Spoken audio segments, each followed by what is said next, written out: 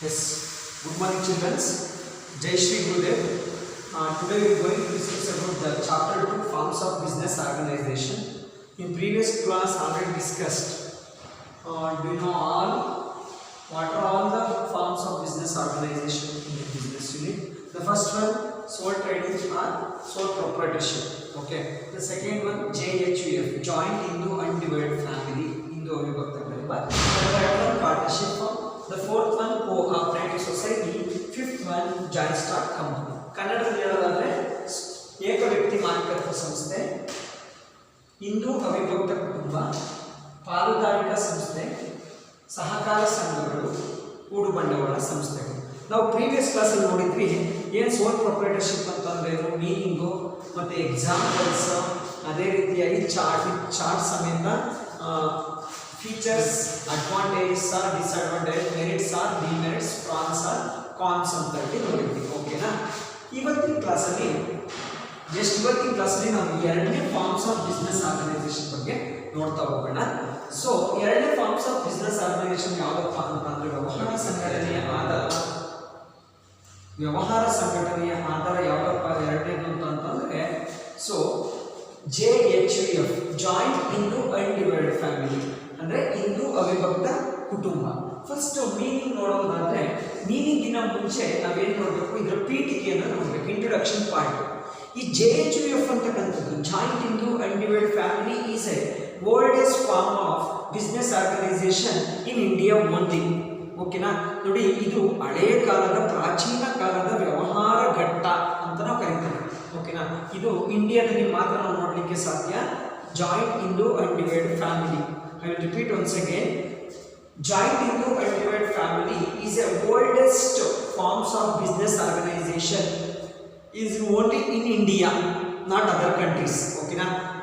ಇದನ್ನು ನಾವು ನೋಡೋದಿಲ್ಲ ಅಂತಂದ್ರೆ ಇಂಡಿಯಾದಲ್ಲಿ ಮಾತ್ರ. ಸೊ ಇದು ಇಂಟ್ರೊಡಕ್ಷನ್ ಪಾರ್ಟ್. ಓಕೆ, ಇದು ಹಳೆಯ ಪ್ರಾಚೀನ ಕಾಲದ ಒಂದು ವ್ಯವಹಾರ ಘಟ್ಟವಾಗಿದ್ದು ಇದು ನಮ್ಮ ಭಾರತದಲ್ಲಿ ಮಾತ್ರ ನೋಡಲು ಸಾಧ್ಯ. ಇನ್ನು ಮುಂದೆ ಅವರದ್ದು ಭಾಗ ಏನಪ್ಪಾ ಅಂತಂದ್ರೆ what is the joint Hindu undivided family? What do you mean by joint Hindu undivided family ಅಂತ ನೋಡೋದಾದ್ರೆ ಮೀನಿಂಗ್ ಏನು ಹೇಳುತ್ತಪ್ಪ ಅಂತಂದ್ರೆ it means the joint Hindu undivided family is the oldest forms of business organization, is located in India only. It means they owned and controlled or managed by head of the family members. The term called as joint Hindu undivided family ಅಂತ ಕರೀತೀವಿ. ಓಕೆನಾ?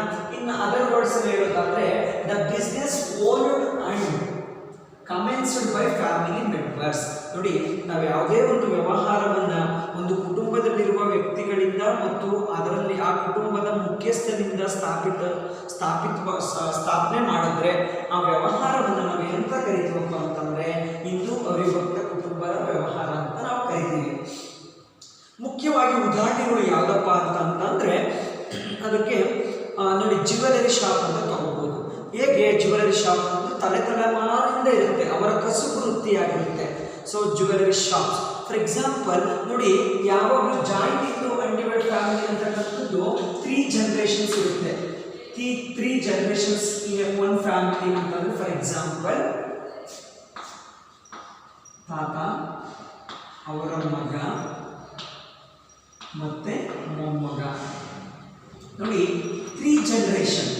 Okay, head of the family, next ಅವರ ಮಗ ಮತ್ತೆ grand ಸನ್. Okay, so ಯಾರು ತಾತ ಇರ್ತಾರೆ ಅವರು ಹೆಡ್ ಆಫ್ ದಿ ಫ್ಯಾಮಿಲಿ, ಮತ್ತೆ ಅವರ ಮಗನ ಮಗ. ಓಕೆನಾ? ಸೊ ಇಷ್ಟು 3 ಜನರೇಷನ್ಸ್ ಇರತಕ್ಕಂಥದ್ದು ಹಿಂದೂ ಅನ್ಡಿವೈಡೆಡ್ ಫ್ಯಾಮಿಲಿ, ಹಿಂದೂ ಅವಿಭಕ್ತ ಕುಟುಂಬ.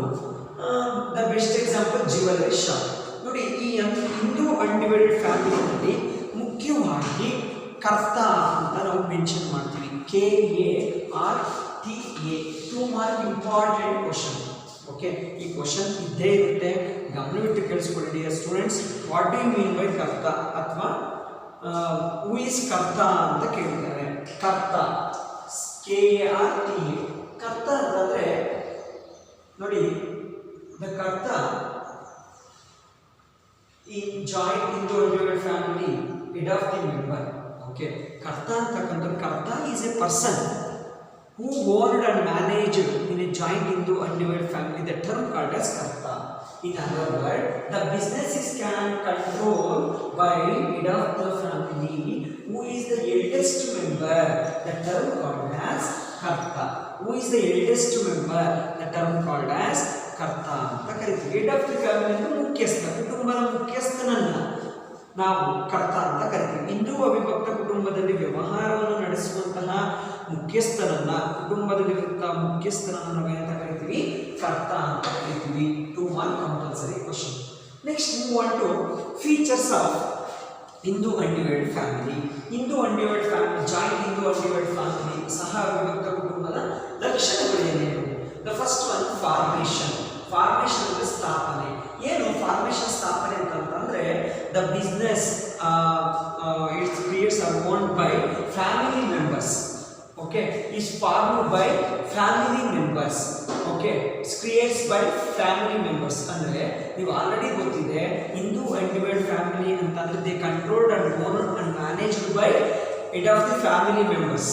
Okay, joint together and work together. So formation ಅಂದ್ರೆ ಸ್ಥಾಪನೆ ಅಂತ ಕರಿತೀವಿ. ಅಂದ್ರೆ ಯಾವುದೇ ಒಂದು ವ್ಯವಹಾರ, ಫಾರ್ ಎಕ್ಸಾಂಪಲ್ ಜ್ಯುವೆಲರಿ ಶಾಪ್ ಅಂತ ಇಟ್ಕೊಳ್ಳೋಣ. ತಲೆಮಾರಿನಿಂದಲೂ ಜ್ಯುವೆಲರಿ ಶಾಪ್ ಅಂತಕ್ಕಂಥದ್ದು ಇದೆ. ಓಕೆನಾ? ಸೊ ಜನರೇಷನ್ ತಕ್ಕನಾಗಿ ಮತ್ತೆ ಈ ಫಾರ್ಮೇಷನ್ ಮಾಡಬೇಕಾದ್ರೆ ಫಸ್ಟ್ ಅಲ್ಲಿರ್ತಕ್ಕಂಥ ಹೆಡ್ ಆಫ್ ದಿ ಫ್ಯಾಮಿಲಿಯಿಂದ ಸ್ಟಾರ್ಟ್ ಆಗುತ್ತೆ. ಓಕೆ, ಆ ಫ್ಯಾಮಿಲಿಯಲ್ಲಿ ಇರ್ತಕ್ಕಂಥ ಮೆಂಬರ್ಸ್ ಎಲ್ಲ ಅಸೋಸಿಯೇಟ್ ಆಗಿ ಆ ವ್ಯವಹಾರವನ್ನು ಸ್ಥಾಪನೆ ಮಾಡ್ತಾರೆ. ಓಕೆನಾ? Next liability. ಲಯಬಿಲಿಟಿ ಅಂತ ಬಂದರೆ it is the unlimited liability because of Karta ಇರ್ತಾನೆ, ಹೆಡ್ ಆಫ್ ದಿ ಫ್ಯಾಮಿಲಿ ಮತ್ತು ಫ್ಯಾಮಿಲಿ ಮೆಂಬರ್ಸ್ ಇರ್ತಾರೆ. ಅವ್ರದ್ದು ಏನೇನು ಲಯಬಿಲಿಟಿ ಇರುತ್ತೆ, ಹೊಣೆಗಾರಿಕೆ ಮತ್ತು ಜವಾಬ್ದಾರಿಯನ್ನು ಇಲ್ಲಿ ನಾವು ನೋಡ್ಬೋದು. Next control. It's important. Control nothing but ನೋಡಿ, ಯಾವುದೇ ಒಂದು ವ್ಯವಹಾರವನ್ನು ರನ್ ಮಾಡಬೇಕಾದ್ರೆ ಹಿಂದೂ ಅವಿಭಕ್ತ ಕುಟುಂಬದಲ್ಲಿ controlled by Karta. Karta means already know Karta is one of the head of the family in forms of business or joint Hindu undivided family. ಓಕೆನಾ? ಈ ಹಿಂದೂ ಅವಿಭಕ್ತ ಕುಟುಂಬದಲ್ಲಿ ಯಾರು ಮುಖ್ಯಸ್ಥ ಆಗಿರ್ತಾನೆ ಅವನಿಗೆ ನಾವೇನಂತ ಕರಿತೀವಿ? KARTA, ಕರ್ತ ಅಂತ ಕರಿತೀವಿ. ಓಕೆ, ಕರ್ತ is a person. They manage and control okay the business in a Hindu undivided family. ಓಕೆನಾ? ಸೊ ಅದರಲ್ಲಿ ಹೆಡ್ ಆಫ್ ದಿ ಫ್ಯಾಮಿಲಿ ಯಾರಿರ್ತಾರೆ ಅವನನ್ನು ನಾವೇನಂತ ಕರಿತೀವಿ? ಸೊ ಕರ್ತ ಅಂತ ಕರಿತೀವಿ. ಯಾವಾಗಲೂ ಕೂಡ ವ್ಯವಹಾರವನ್ನು ನಡೆಸಬೇಕಾದ್ರೆ ಕರ್ತನೆ ಕಂಟ್ರೋಲ್ ಮಾಡೋದು, ನಿಯಂತ್ರಣವನ್ನು. Okay, next continuity. ಕಂಟಿನ್ಯೂಟಿ ಅಂತಂದ್ರೆ ಫಾರ್ ಎಕ್ಸಾಂಪಲ್ ನೋಡಿ, ಹಿಂದೂ ಅನ್ಡಿವೈಡೆಡ್ ಫ್ಯಾಮಿಲಿ ಅಂತಂದ್ರೆ ನಾನು ಹೇಳಿದೆ ತಲೆಮಾರು ಅಂತ. ತಲೆಮಾರು ಅಂತಂದ್ರೇನು? 3 ಜನರೇಷನ್ಗೆ ಸ್ಟಾರ್ಟ್ ಆಗುತ್ತೆ. ತಾತ, ಅವ್ರ ಮಗ ಮತ್ತೆ ಮೊಮ್ಮಗ, ತಾತನಿಗೆ ಮೊಮ್ಮಗ, ಇದು 3 ಜನರೇಷನ್. ಫಾರ್ ಎಕ್ಸಾಂಪಲ್ ನೋಡಿ, ತಾತ ಅಂತಕ್ಕಂಥದ್ದು ಏನು ಮಾಡಿದ್ದಾನೆ? ಒಂದು ಜ್ಯುವೆಲರಿ ಶಾಪನ್ನು ಓಪನ್ ಮಾಡಿದ್ದಾನೆ. ಯಾವಾಗ? 2000. So 2018 is expire or death. So ಅವಾಗ ನೆಕ್ಸ್ಟ್ ಏನು ಮಾಡ್ತಾರೆ? ಅವನ ಮಗ ಅನ್ಸ್ಕೊಂಡು ಆ ವ್ಯವಹಾರವನ್ನು ರನ್ ಮಾಡಬೇಕು. That term called as continuity. It's not an end process, it is continuous process. Best examples ಅಂದರೆ ನೀವು ಈ ರೀತಿ ಅರ್ಥ ಮಾಡ್ಕೋಬೇಕು. ನೆಕ್ಸ್ಟು ಮೈನರ್ ಮೆಂಬರ್ಸ್ ಅಂತ ಇದೆ. ಏನು ಮೈನರ್ ಮೆಂಬರ್ಸ್ ಅಂತಂದರೆ? ಮೈನರ್ ಮೆಂಬರ್ಸ್ ಅಂತಂದ್ರೆ for example the inclusion of an individual to business occurs due to birth of Hindu undivided family. Hence minors can also members of the business. ಅಪ್ರಾಪ್ತರು ಕೂಡ ಆ ಕುಟುಂಬದಲ್ಲಿ ಅಪ್ರಾಪ್ತರು, for example 10 years to 20 years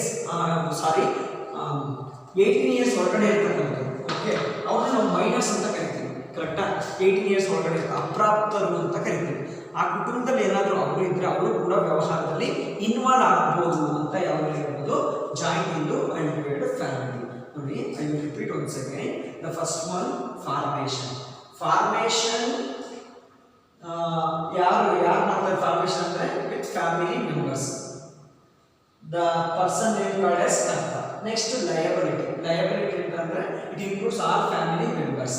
next control they manage and control of the business from Karta. Next continuity. Continuity ಅಂದರೆ it is not an end process, it is a continuous process. ನಾನು best example ಕೊಟ್ಟಾಗ ಯಾವುದಾದ್ರು jewellery shop ಇದೆ, ತಾತ ಅಂತಕ್ಕಂಥವ್ರು ತೀರೋಕ jewellery shop ನಡೆಸ್ತಕ್ಕಂಥದ್ದು ಮುಖ್ಯಸ್ಥ. Next ಅವ್ರ ಮಗ continuity ಮಾಡ್ತಾರೆ. ನೆಕ್ಸ್ಟ್ ಅವರ ಮಗ ಅಂದರೆ ತಾತನ ಮೊಮ್ಮಗ. ನೆಕ್ಸ್ಟ್ 3ನೇ ತಲೆಮಾರು. ಓಕೆನಾ? ಇದು ಜನರೇಷನ್ಸ್ ಅಂತ ಕೂಡ ನಾವು ಕರಿತೀವಿ. Next minor members. Minor members also entered into the JHUF, joint Hindu undivided family. Okay, ಆ ಕುಟುಂಬದಲ್ಲಿ ಜನಿಸಿರ್ತಕ್ಕಂಥ ಮೈನರ್ ಮೆಂಬರ್ಸ್ ಏನಿರ್ತಾರೆ, ಹುಟ್ಟಿರ್ತಕ್ಕಂಥ ಮಕ್ಕಳು, ಅವರು 10 ಇಯರ್ಸ್ ಟು 18 ಇಯರ್ಸ್ ಒಳಗಡೆ ಇರ್ತಕ್ಕಂಥವ್ರು ಕೂಡ ಇನ್ವಾಲ್ವ್ ಆಗ್ಬೋದು. These are major features of joint into undivided family. Next merits and demerits. Merits ಅಂತ ಬಂತ ಅಂದರೆ ಯಾವ ಮೆರಿಟ್ಸ್ ಅಂತಂದರೆ effective control, limited liability of members, continued business, increase loyalty.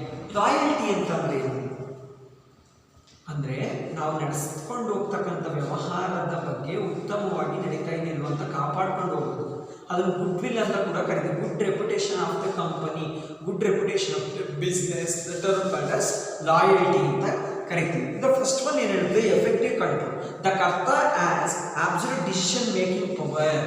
ನೋಡಿ, ಎಫೆಕ್ಟಿವ್ ಕಂಟ್ರೋಲ್ ಮುಖ್ಯವಾಗಿ ನಡೀಬೇಕು ನಿಯಂತ್ರಣ ಅಂತಂದರೆ ಇಲ್ಲಿ ಡಿಸಿಷನ್ ಮೇಕಿಂಗ್ ತಗೊಳ್ಳೋದು ಯಾರಾಗಿರ್ತಾನೆ? ದ ನೇಮ್ ವಾಸ್ ಕರ್ತ. ಓಕೆ, ಕರ್ತ ಅಂದರೆ ನಮ್ಗೆ ಆಲ್ರೆಡಿ ಗೊತ್ತು, head of the family in JHUF. ಯಾವುದೇ ರೀತಿ ವ್ಯವಹಾರದ ಬಗ್ಗೆ ನಿರ್ಣಯಗಳನ್ನು ತಗೊಳ್ಳೋರು ಯಾರು ಅಂತಂದರೆ ಹೆಡ್ ಬೈ ಕರ್ತ. ಓಕೆನಾ?